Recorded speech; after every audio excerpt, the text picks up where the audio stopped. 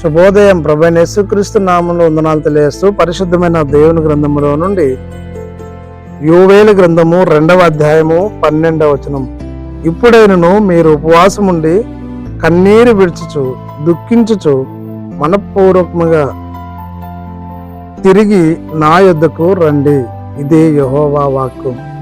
ప్రార్థన చేసుకుందాం. పరిశుద్ధుల ప్రేమ కలిగిన తండ్రి, వందనాలు స్తోత్రాలు చెల్లిస్తూ వాక్యం దానిస్తుండగా మీ సన్నిధి మాతో ఉంచి నడిపించి దీవించమని యేసు నామంలో ప్రార్థించడికి వేడుకొంచున్నాం తండ్రి, ఆమేన్.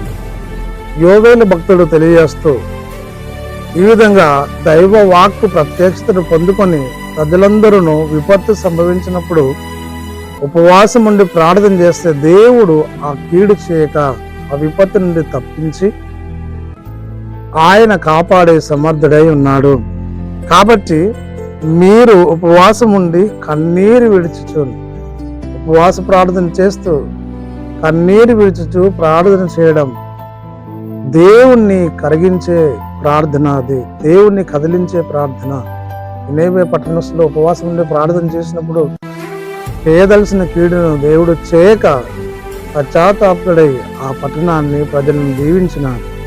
కాబట్టి మన దైనందిన జీవితంలో ఉపవాస ప్రార్థన చేస్తూ దైవ దీవెన పొందుకొని సంఘములో సమాజంలో వర్ధిల్లినట్లు పరిశుద్ధాత్మ త్రియేక దేవుడు సదాకాలము తోడైంది దీవించి ఆశీర్వదించను గాక.